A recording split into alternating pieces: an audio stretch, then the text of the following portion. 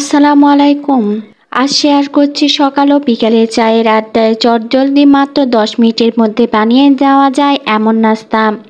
সকাল বিকেলে চায়ের আড্ডা যদি থাকে এরকম নাস্তা তাহলে আড্ডা জমে যাবে। আশা করছি আজকের ভিডিওটি আপনাদের ভালো লাগবে, আর ভালো লাগলে অবশ্যই আমার চ্যানেলটি সাবস্ক্রাইব করে দিবেন।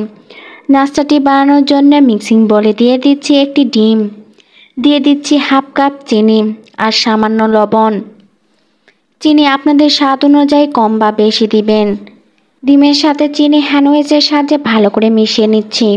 ডিমের সাথে যতক্ষণ না চিনি মিশে না যায় ততক্ষণ বিট করতে থাকতে হবে।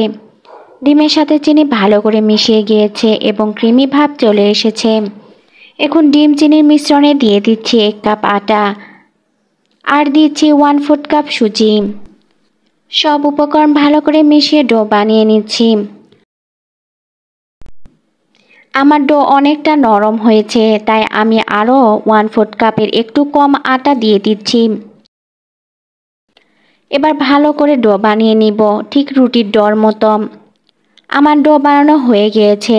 এবার ডোটি সমান 2 ভাগে ভাগ করে নিব। এক ভাগ ডো নিয়ে লম্বা দড়ির মতো বানিয়ে নিব।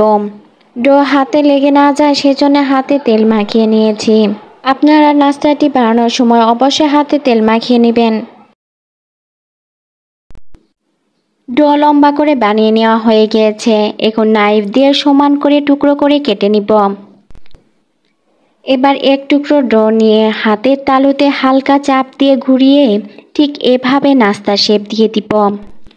ঠিক একই ডিজাইন করে সবগুলো নাস্তা বানিয়ে নেব।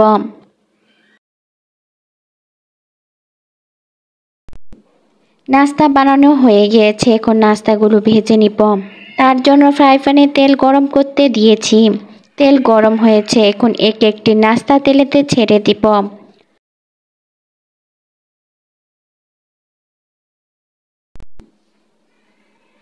নাস্তাগুলো মিডিয়াম টু লো হিটে 6-7 মিনিট ভেজে নিব।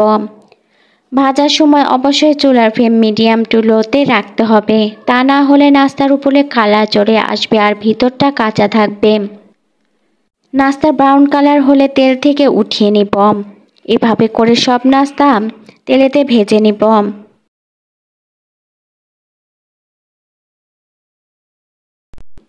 শুধু 1 কাপ আটা আর একটি ডিম দিয়ে খুব অল্প সময়ের মধ্যে নাস্তাটি বানিয়ে নেওয়া যায় আর বেশ কিছুদিন সংরক্ষণ করা যায়। এভাবে নাস্তা বানিয়ে দেখবেন, সবাই খুব পছন্দ করবে। আমার ভিডিওটি ভালো লেগে থাকলে অবশ্যই আমার চ্যানেলটি সাবস্ক্রাইব করে পাশে থাকা বেল আইকনটি ক্লিক করবেন, তাহলে আমার ভিডিওর নোটিফিকেশন আপনার কাছে তাড়াতাড়ি পৌঁছে যাবে। আজ এই পর্যন্ত বিদায় নিচ্ছি। আপনারা সবাই ভালো থাকবেন। আল্লাহ হাফেজ।